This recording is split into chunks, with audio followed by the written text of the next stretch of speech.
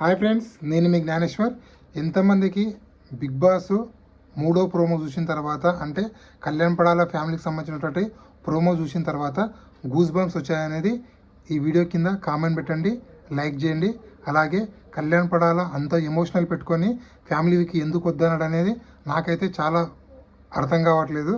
So అంతమంది sentimental ఉంది వాళ్ళ అమ్మగారు కళ్యాణ్ పడాల వాళ్ళిద్దరి మధ్య. దాని గురించి క్లియర్గా మాట్లాడుకుందాము. అలాగే తనుజ కళ్యాణ్తో కావాలని క్లోజ్గా మూవ్ అవుతుందా, దాని గురించి కూడా క్లియర్గా మాట్లాడుకుందాము. అలాగే కళ్యాణ్ పడాల వాళ్ళ మమ్మీకి తనుజ చీర ఎందుకు పెట్టింది, దాని గురించి కూడా మాట్లాడుకుందాము.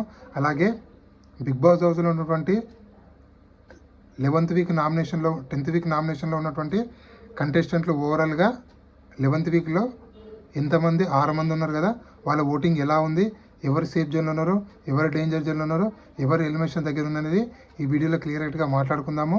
అలాగే బిగ్ బాస్ 9 విన్నర్ అయ్యే ఛాన్స్ ఎవరికి ఉందని కూడా మాట్లాడుకుందాము. అలాగే సెలబ్రిటీస్ మొత్తము ఇమాన్యుయల్కి సపోర్ట్ చేస్తున్నారా సోషల్ మీడియాలో అనేది దాని గురించి కూడా మాట్లాడుకుందాము. అలాగే టాప్ 5 కంటెస్టెంట్లు ఎవరు ఉండబోతున్నారు అనేది కూడా దాని గురించి కూడా మాట్లాడుకుందాము. అలాగే బిగ్ బాస్ హౌస్లో కెప్టెన్ కంటెంట్ టాస్క్లు అనేవి జరగబోతున్నాయి. బిగ్ బాస్ దానికోసం 2 టీంలుగా డివైడ్ చేయడం జరిగింది.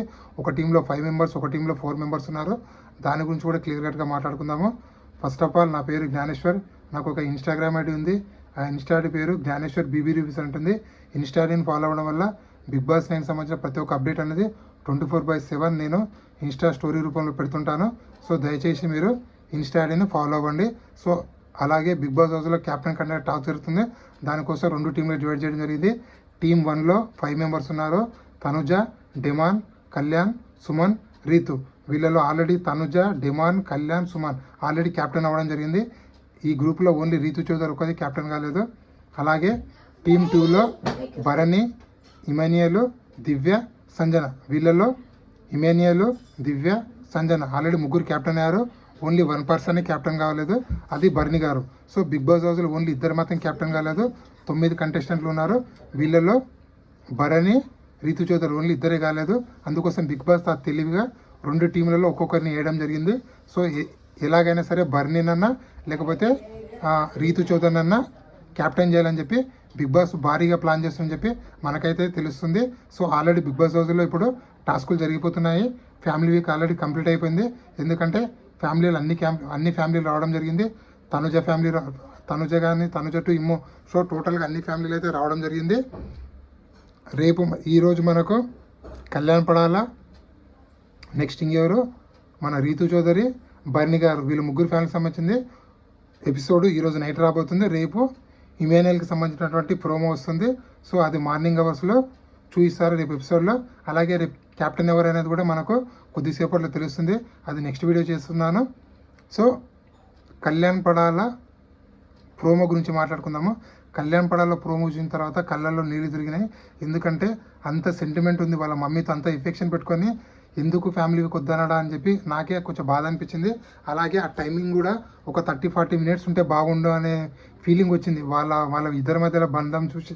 ఎందుకంటే చాలా ప్రౌడ్గా నేను లక్ష్మి కొడుకుని, అలాగే లక్ష్మణరావు కొడుకుని అని పోయి ఇప్పుడు కళ్యాణ్ పడాల వాళ్ళ తండ్రి లక్ష్మణరావు, కళ్యాణ్ పడాల వాళ్ళ మమ్మీ లక్ష్మి చెప్పుకుంటున్నా అని చెప్పి I'm proud of my parents అని చెప్పి చాలా గట్టిగా చెప్తారు. అది ఎంత మంచిగా అనిపించింది అంటే అది చూసేటప్పుడు అరే వీడు మనలో ఒక్కడు కదా అని చెప్పి అనిపించింది. అందుకోసం దయచేసి న్యూట్రల్ ఆడియన్స్ ఎవరైనా ఉంటే కళ్యాణ్ పడాలకు ఓటేయండి. ఎందుకంటే కళ్యాణ్ పడాల గెలవడం ద్వారా మనలో మనం గెలిచిన ఫీలింగ్ అయితే వస్తుంది. ఒక సెలబ్రిటీస్ గెలవడం వల్ల వాళ్ళు ఆల్రెడీ సెలబ్రిటీ హోదా చూడడం జరిగింది. అలాగే డబ్బులు కూడా వాళ్ళు చూశారు. వాళ్ళ బిగ్ బాస్ విన్నర్ అయినంత మాత్రం వాళ్ళకి వచ్చే పెద్దగా ఒరిగేదైతే ఏమీ లేదు. కానీ కళ్యాణ్ పడాల వాళ్ళకి గెలిస్తే వాళ్ళ ఫ్యామిలీ కానీ, వాళ్ళ ఫ్యామిలీ లైఫ్ కానీ మొత్తం చేంజ్ అయిపోతుంది. ఎందుకంటే 40 lakhs రావడం వల్ల వాళ్ళ జీవితమే చేంజ్ అవుతుంది. మధ్యతరగతి కుటుంబం కాబట్టి కంప్లీట్గా వాళ్ళ జీవితమే చేంజ్ అవుతుంది. సో ఆలోచించి మీరైతే ఓటేయండి. నేను ఎవరిని ఇన్ఫ్లుయెన్స్ చేయట్లేదు. అలాగే కళ్యాణ్ పడాల చుట్టూ తనుజ ఎందుకు తిరుగుతుంది, అలాగే వాళ్ళ మమ్మీకి చీర ఎందుకు పెట్టింది అనేది మాట్లాడుకుందాము. తనుజ వాళ్ళ సిస్టర్ వచ్చిన తర్వాత తనుజలో చాలా మార్పు అయితే వచ్చింది. బిగ్ బాస్ హౌస్లో కంటెస్టెంట్లు అందరితో క్లోజ్గా మూవ్ అవుతుంది. ఎస్పెషల్లీ కళ్యాణ్ పడాలతో చాలా అంటే చాలా క్లోజ్గా మూవ్ అవుతుంది. తనకి ఇండైరెక్ట్గా ఇంటి ఇస్తుంది, ఇష్టపడుతున్నట్లు మళ్ళీ ఇష్టం లేనట్లు చేస్తుంది. సో తన చుట్టూ తిరుగుతూ ఉంది. మీరు కావాల్సిన లాస్ట్ 2 days నుంచి చూడండి. అలాగే ఇప్పుడు 24/7 లైవ్ కూడా చూడండి. కళ్యాణ్ చుట్టే తనుజ తిరుగుతుంది. కళ్యాణ్ పిల్లో పైన రాస్తున్నా కూడా ఏమి అనట్లేదు కావాలని. సో ఇండైరెక్ట్గా తనుజ కూడా ఇంట్లో ఇస్తుంది కళ్యాణ్కు.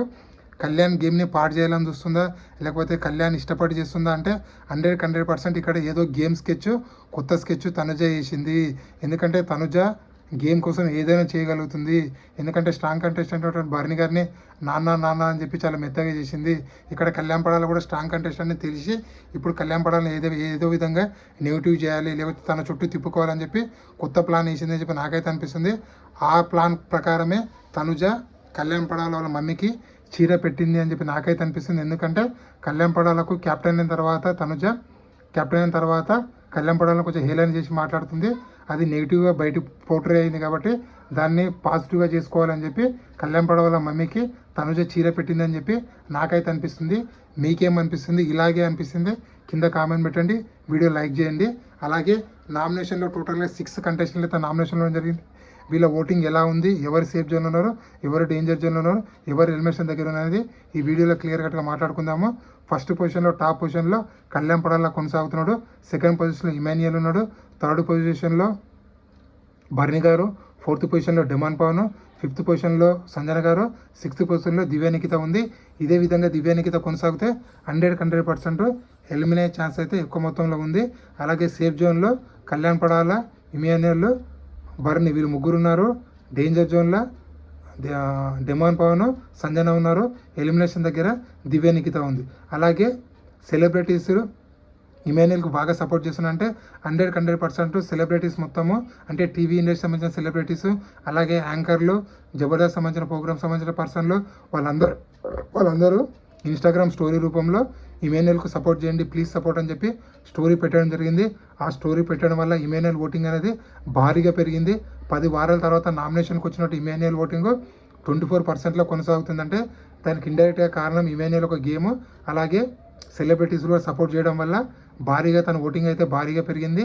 అలాగే బిగ్ బాస్ టైటిల్ విన్నర్ అయ్యే ఛాన్స్ ఎవరికి ఉందంటే 100% కళ్యాణ్ పడాలకు, అలాగే తనుజకు, ఇమాన్యుయల్ వీళ్ళు ముగ్గురు మధ్యలోనే బిగ్ బాస్ విన్నర్ అయితే 100% అవుతారు.